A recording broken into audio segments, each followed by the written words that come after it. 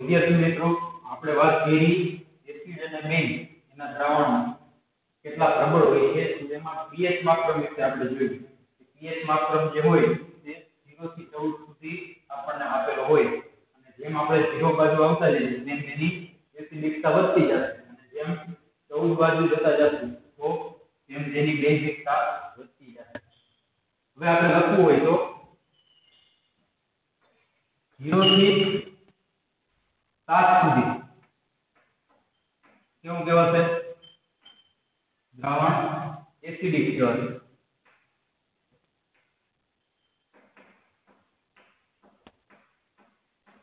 ખાલી 7 હોય એક્ઝેક્ટ 7 જ્યારે આવેલું હશે ત્યારે આપણે તેને શું કહીશું તો કે તટસ્થ દ્રાવણ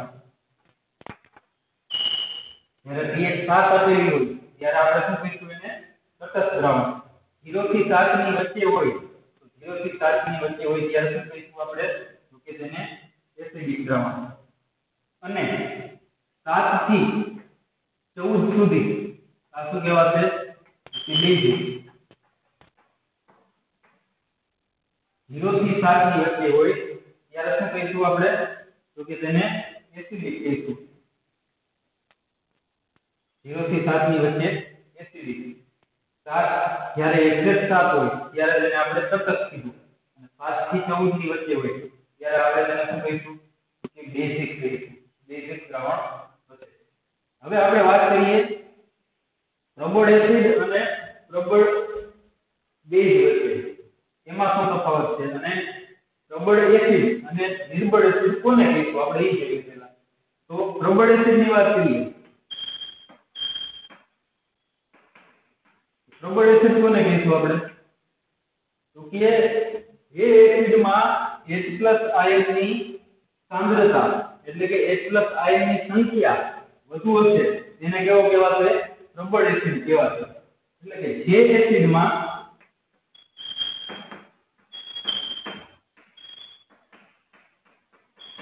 H+ અથવા તો આપણે આને શું લખી શકાય તો કે H3O+ આપણે વાત કરી હતી હાઇડ્રોનિયમ આયન H+ અથવા તો H3O+ પાણી હારે પ્રક્રિયા થાય એટલે H3O+ બનતું આપણે જોયું છે તો H+ અથવા તો H3O+ આયનની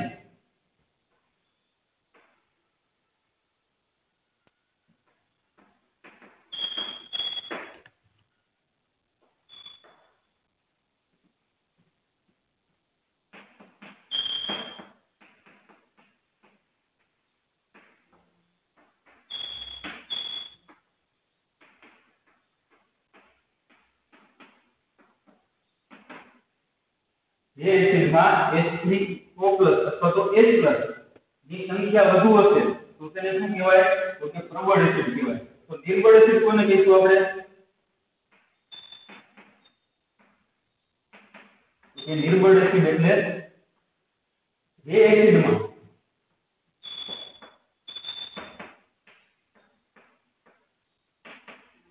H+ અથવા H3O+ ની સંખ્યા કેવી હશે તો કે ઓછી હશે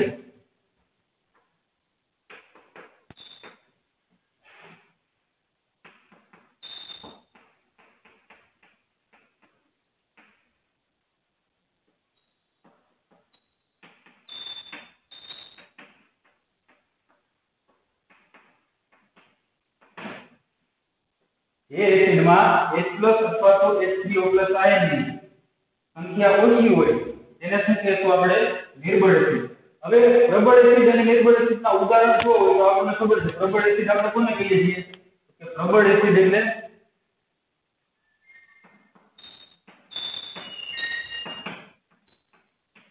એના ઉદાહરણ જો હોય પ્રબળ એસિડમાં HCl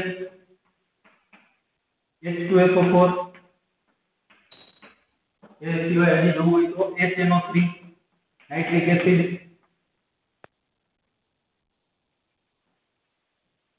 hydrochloric acid sulphuric acid nitric acid આ બધા શું છે તો કે પ્રબળ એસિડના ઉદાહરણ હવે નિર્બળ એસિડ જોવો હોય તો નિર્બળ એસિડ ક્યાં ક્યાં કહેવાશે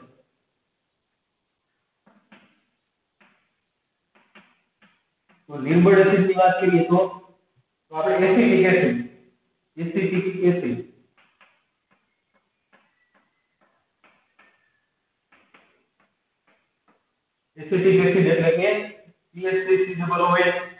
એ સિવાય આઈડિયા લખવું હોય તો ઓક્ઝેલિક એસિડ,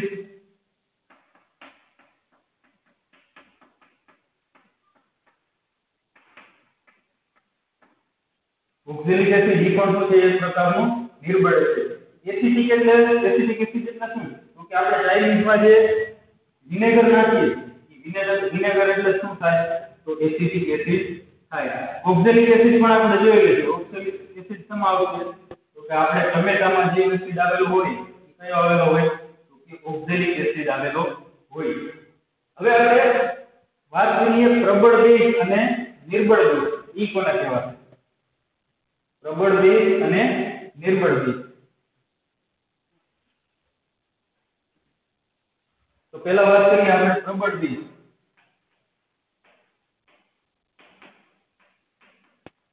પ્રબળ બેઝ કોને કહેવાય? તો એસિડ ની આપણે વાત કરી હતી કે જે એસિડમાં H+ અથવા H2+ ની સાંદ્રતા અથવા તો સંખ્યા વધુ હોય તો એ પ્રબળ કહેતા હતા. તો એ જ રીતે એસિડિકતા માટે જવાબદાર કોણ છે? તો કે OH- આયન. તો જે બેઝમાં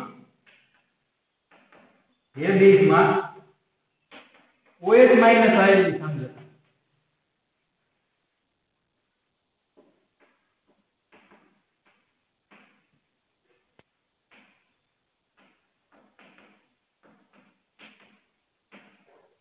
OH- ની સંખ્યા વધુ હોય તેને પ્રબળ બેઝ કહીએ છીએ.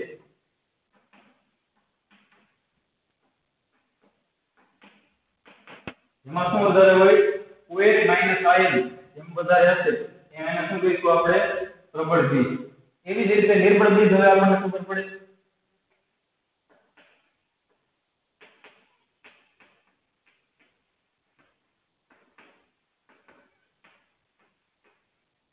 જે બેઝમાં OH- ની સંખ્યા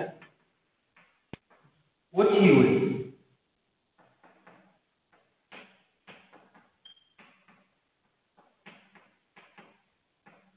તો તેને નિર્બળ બેઝ કહે છે.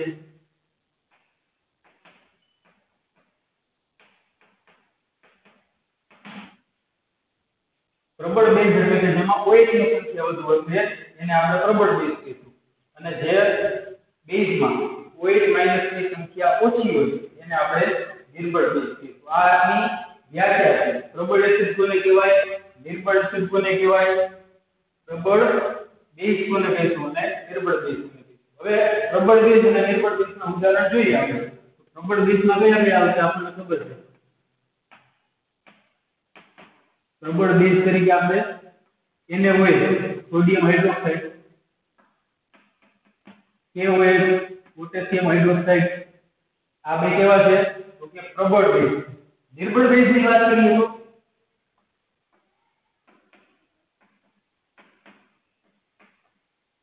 નિર્બળ બેઝની વાત કરીએ તો કયા કયા આવશે?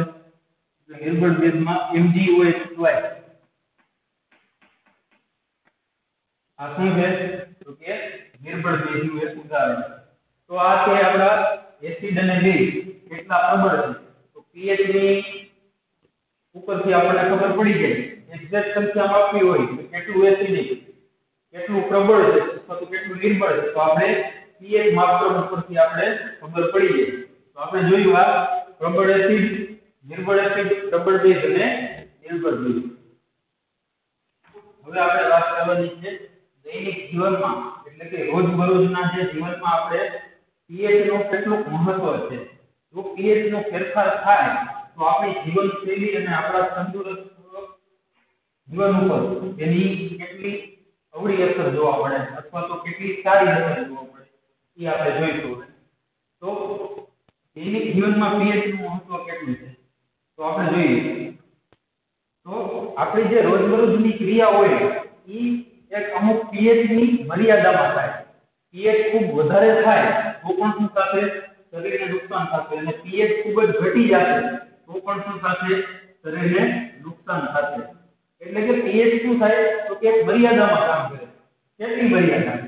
તો કે આપણી દેહધાર્મિક ક્રિયાઓ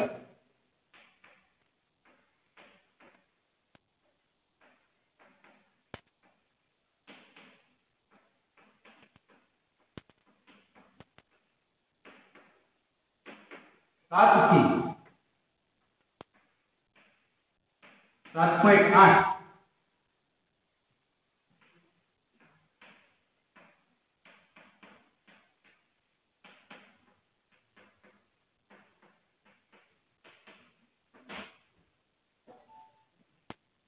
આપણે જે દરની ક્રિયાઓ 7 થી 7.8 ની મર્યાદામાં કાર્ય કરે છે એટલે કે શરીરની અંદર જે કંઈ પણ આપણે ક્રિયા કરીએ છીએ મોટા ભાગે કેવી હોય છે તો કે 7 થી એટલે કે તટસ્થ થી થોડી બેઝિક સુધી એટલે કે 7.8 ની મર્યાદામાં કાર્ય કરે છે આ સિવાય હવે આપણે બીજું જોઈએ કે જ્યારે એસિડ વર્ષા થાય આપણને ખબર છે એસિડ વર્ષા એટલે શું તો કે જે વરસાદ પડે એમાં થોડો એસિડિક જે વરસાદ હશે ઈ પડશે એટલે કે એસિડ નો ભાગ થોડો વધારે હશે વરસાદ પડશે ત્યારે તો એ જે હશે એને શું કહીશું આપણે તો કે એસિડ વર્ષા કહીએ છીએ આપણને ખબર છે એસિડ થોડો વધશે વરસાદની ભેગું એસિડિક હોય જે પાણી આવે એવું એસિડિક હશે તો શું થઈ જશે તો કે એને આપણે કહીશું એસિડ વર્ષા હવે આ એસિડ વર્ષા ની pH કેટલી હોય તો કે જ્યારે 5.6 થી ઓછી pH થાય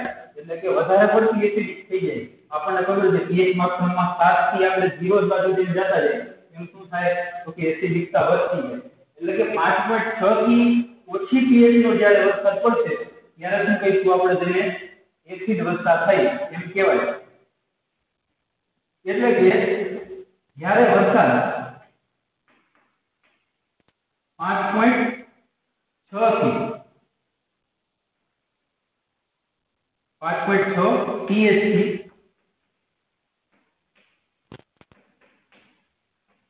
ઓછી pH નો વરસાદ થાય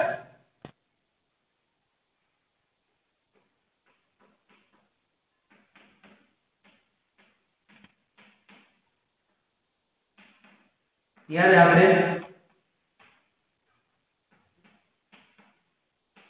એસિડ વર્ષા કહેવાય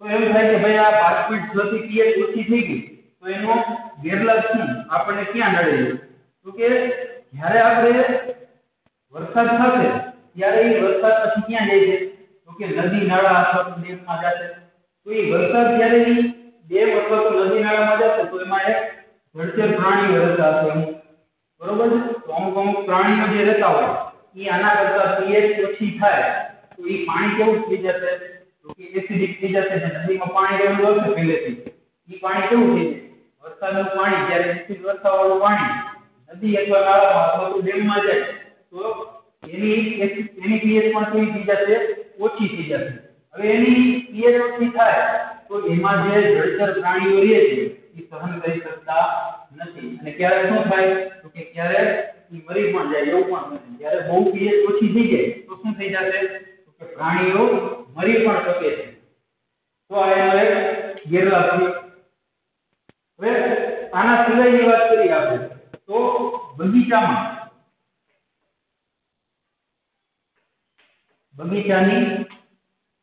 માટીમાં pH નું મહત્વ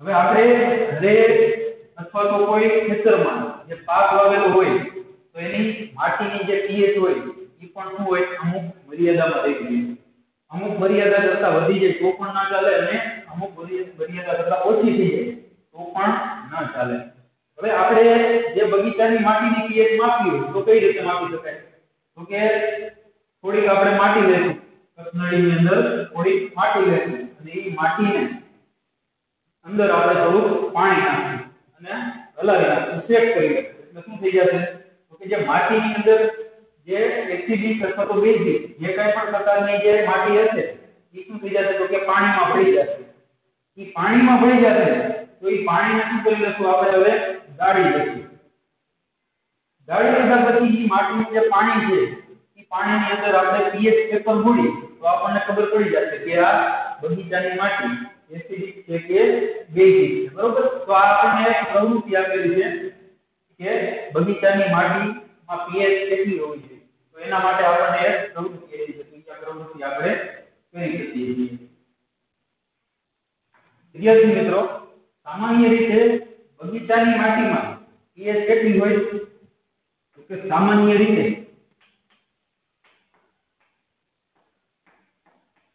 માટીની pH 6.5 થી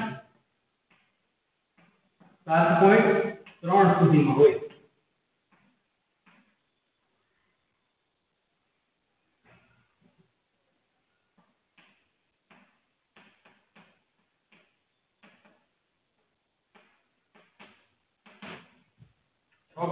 થી 7.3 સુધીની મર્યાદામાં માટી જે આપણે આવેલી હોય એની pH અને છે. તો આ પ્રયોગ દ્વારા આપણે જોઈ શકીએ છીએ કે આપણી માટીમાં અથવા તો જે જમીન છે બગીચાની એની pH કેટલી છે. તો એ પ્રયોગ દ્વારા આપણે જોઈ શકીએ છીએ.